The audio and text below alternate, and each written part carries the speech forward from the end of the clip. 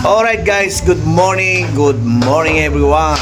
Okay, this is Lazaro RAC Vlog. Okay, meron naman po tayong isang valued customer na taga Dalayap, Daba, Pampanga. Okay, dinala po niya yung aircon niya dito sa amin at gusto niyang ipalinis dahil nagkakaroon siya ng yelo sa kanyang evaporator. So sobrang dumi niya guys, no? Alright guys, muli ituturo ko po sa inyo ngayon kung paano maglinis ng window type aircon inverter. Okay, samahan niyo po ako guys, let's go. So yun guys, no, ito pong aircon na to guys ay ano ba tatak nito? LG, no, window type 1 horsepower. So ito po yung kanyang PCB board box. Okay, so tinatanggal po natin ang isa-isa yan guys for safety. Okay, so make sure na lagi po nating tatandaan na ang aircon ay kakalasin natin ng isa-isa para malinis po ang ating aircon. Okay, so yun guys, yung pong mga aircon na to wala namang masyadong dumi, no? Pagmasdan yung mabuti, wala na pong paglalagyan ng dumi. Punong-puno na po ng dumi guys. Okay, so yun guys, ito po yung ating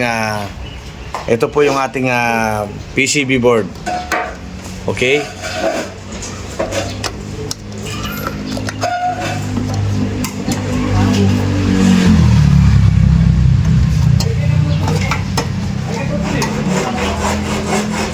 okay, how to clean window type aircon inverter. Okay, abangan nyo guys ang mga susunod na video. So yun, so ito pong aircon na ito guys ay iisa-isain po nating tanggalin. Okay,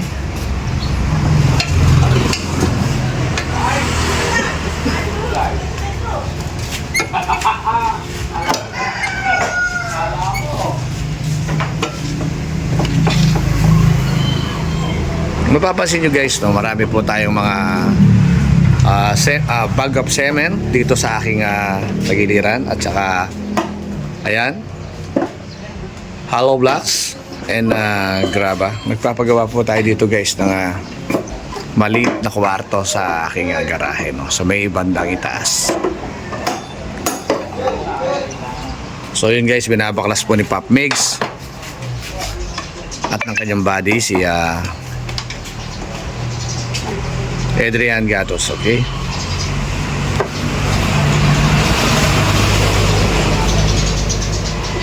sobrang dumi guys,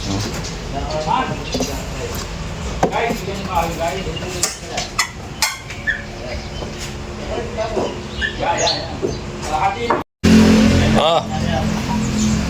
Makikita nyo na ngayon guys, no, kung gaano po kadumi ang aircon natin. Ayan, ayan po guys. Okay,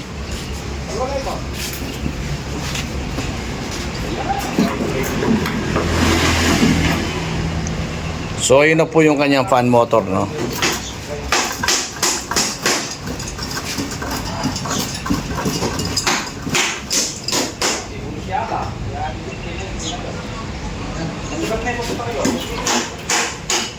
So yun guys, gaya ng dati, isa-isahin po nating tanggalin, no, yung kanyang mga fan blade. Ihiwalay po natin sa kanyang fan motor, no. So ayan, dito ay makikita mo na kung gaano kadumi ang ating aircon, no. So ayun, no.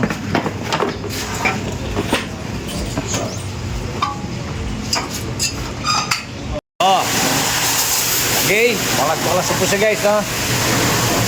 So ayun guys, ini-spray na po ni Papigs, no? Okay, ganito po ang tamang procedure guys kung paano maglinis ng window type aircon, ano? Okay,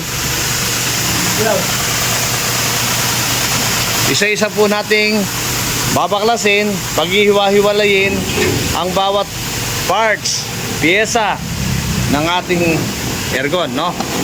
Okay. And then after that, i-blower po natin para matuyo at hindi maka-apekto doon sa ating PCB board, no? Okay.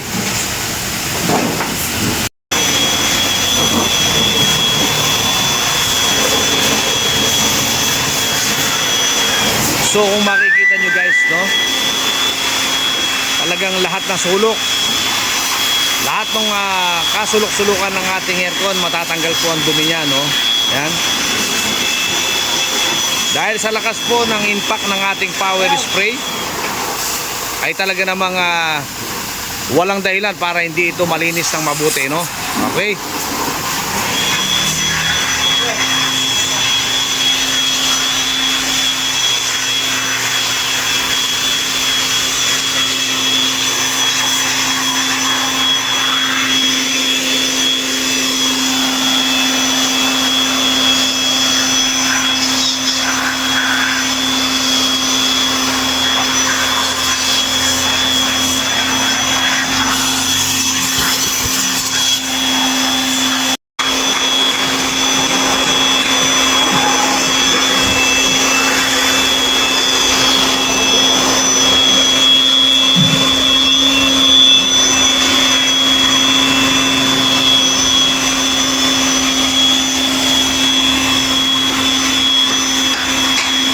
Tignan nyo guys ang kanyang dumi, no? So kung makikita nyo guys yung dumi niya, talaga namang napakadumi po yan. Mamaya makikita nyo po yan, makinis na makinis yan, no? Maputi, walang dumi. Okay?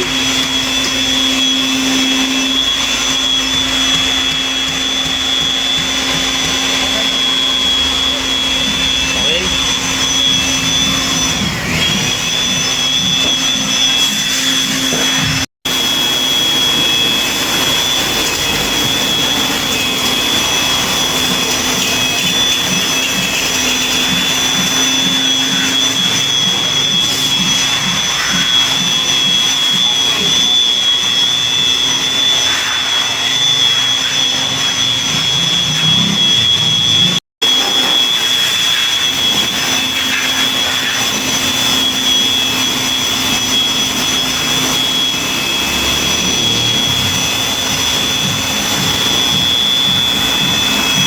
So yun guys, oh, isang tutok lang ng ating power spray ay maputi na. So hindi pa yan nasasabon, no?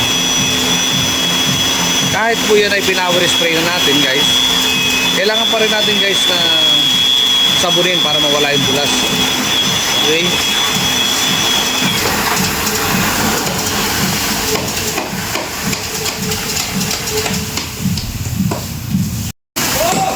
Oh. Okay. So yun guys, oh, nililinis na.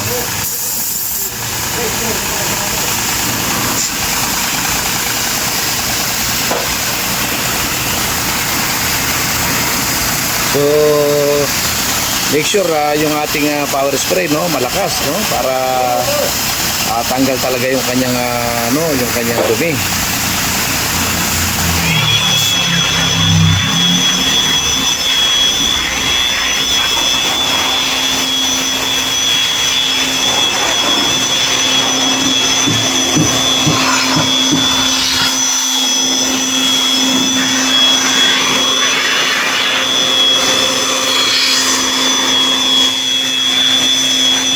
Very clean, no? Very clean na po yung ating aircon, no?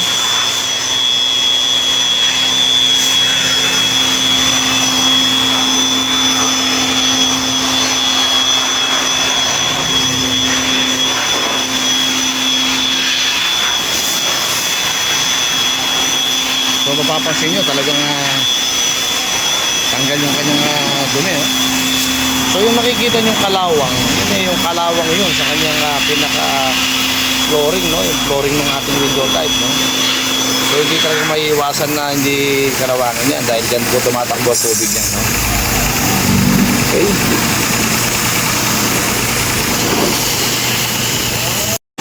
Ah. So makikita nyo po yung ating PCB board box ay malinis na, no? Yan po ay sa pamamagitan ng ating buddy si Adrian Gatos, okay? Alright, no? So ito malinis na po siya. So baklas lahat yan, pati yung kanyang yan. Okay.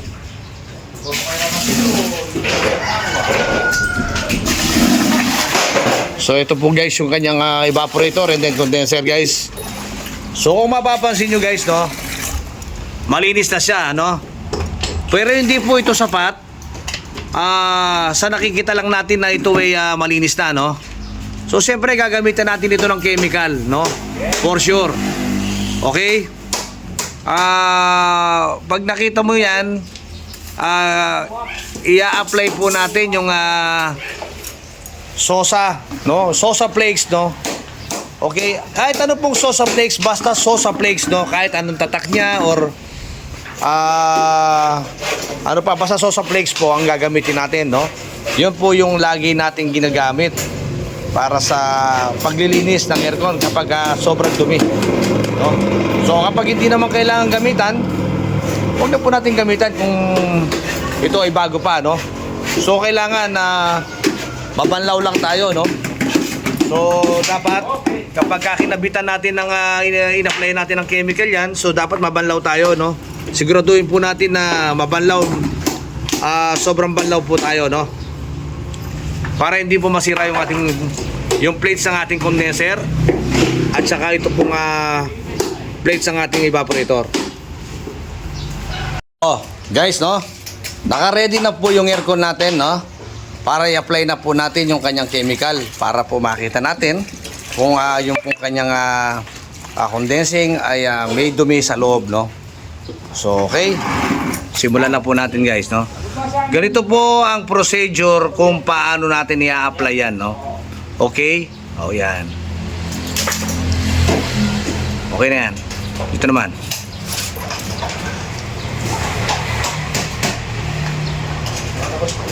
Magkabila po guys, no? And then after 1 or 2 minutes, apply tayo uli, no? Ganun lang po kasimple guys ang pag-apply ng chemical, no? Or lye sosa.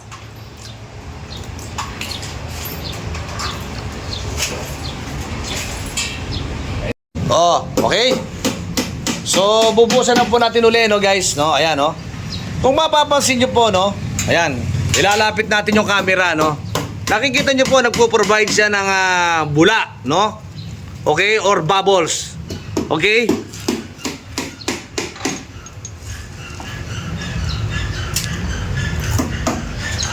Okay guys, oh. Sinisigurado lang natin na yung ating condensing ay merong dumi sa loob, oh. Kung meron man siyang dumi, ilalabas po ng ating chemical yung kanyang dumi, no? So ayan guys, kung makikita nyo, no, ayan, no? Ayan, no? Marumi, no? So ayan, no? Sa likod at harap, ayan, makikita ninyo. Okay? Bubula siya, no? So ayan.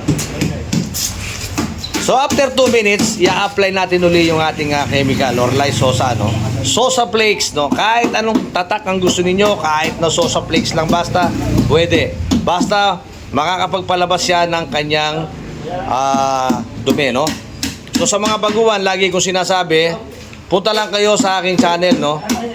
Marami kayong matututunan doon, okay? Oh, yun guys, no? Kung makikita nyo guys, hindi tayo pwedeng dumepende sa nakikita lang natin, no? Na kapag in-spray natin yan ng power spray guys, ay malinis na. So dito natin makikita ngayon. Ibig sabihin, dahil nag-provide siya ng bubbles or nag-provide siya ng bula sa kanyang condensing, meaning marumi po ang ating condensing. Okay? So lagi po natin siguraduhin na malinis ang ating system para hindi po siya hindi po humina ang kanyang lamig at hindi mag-provide ng yelo ang ating evaporator, guys. So yun guys, no? Napakasimple. Okay? Napakasimple guys, timo. Inilalabas siya talaga yung kanyang dumi sa kanyang condensing, no?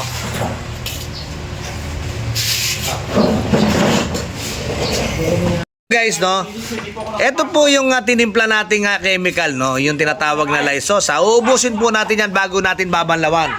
So, i-apply natin uli ngayon hanggang sa maubos po yung stock natin doon sa sa timba, no? Okay?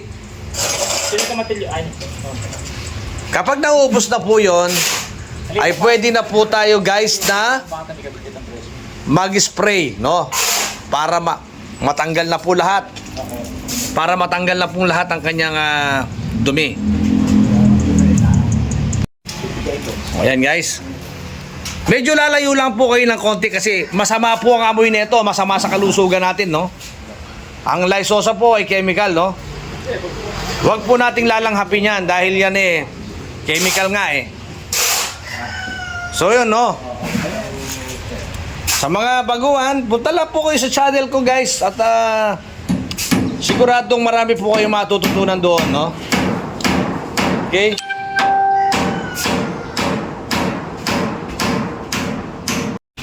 Ayan. So inuubos na lang natin yung laman ng timbahan natin, ano?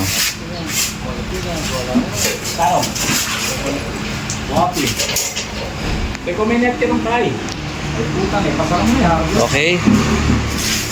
So ayan, naubos na po natin yung laman ng ating laman ng timba natin. So ibig sabihin, after 3 minutes nito, ibababad muna natin siya. And then, i-spray na po natin. Kung mapapansin nyo, umuusok na siya, oh.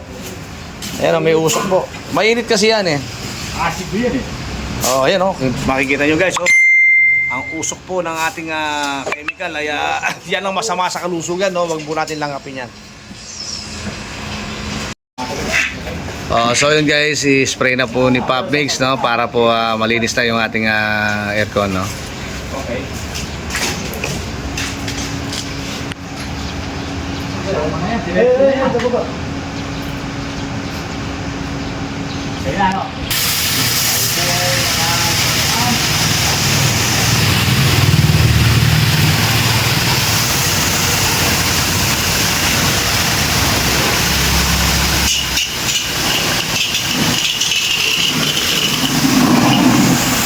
Ayan guys, oh, nilabas niya, oh. Kita nyo, parang pusale, oh.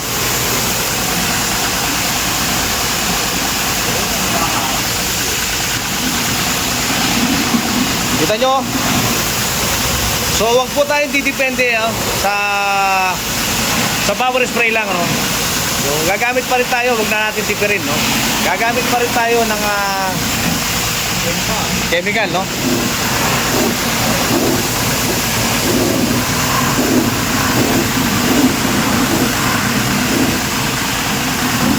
Sobrang dumi, oh. Oh.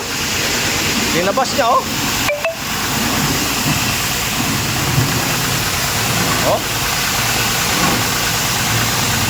Napakahusay. Oh.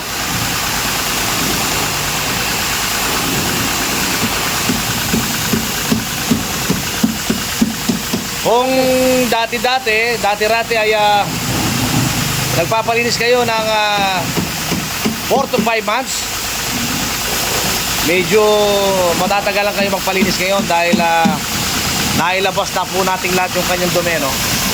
Yan.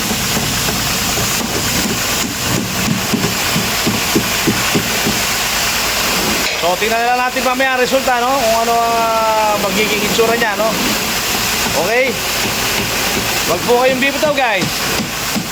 Oh, guys, no? Okay. Dahil nai-assemble na po ulit kaninang kanina ay nakabaklas pa, pero ngayon ay naka-assemble na po siya, no? Okay? Alright, no? So yun, ganun lang kasimple guys, no? Ganun lang po kasimple ang maglinis ng aircon, no? Sobrang quality. How to clean window type aircon, no? Inverter. So, lagi po nating tatandaan guys na pag every time na tayo po ay magbabaklas ng aircon, ang tamang procedure po ng paglilinis ay babaklasin natin lahat. Okay? So yun guys, tapos na po ang ating video, no? So kung nagustuhan nyo po, ang aming video, don't forget to like and share and subscribe, okay? And don't forget to click notification bell para lagi po kayong updated sa aking mga video. Okay guys? Magandang buhay po sa ating lahat and thank you for watching.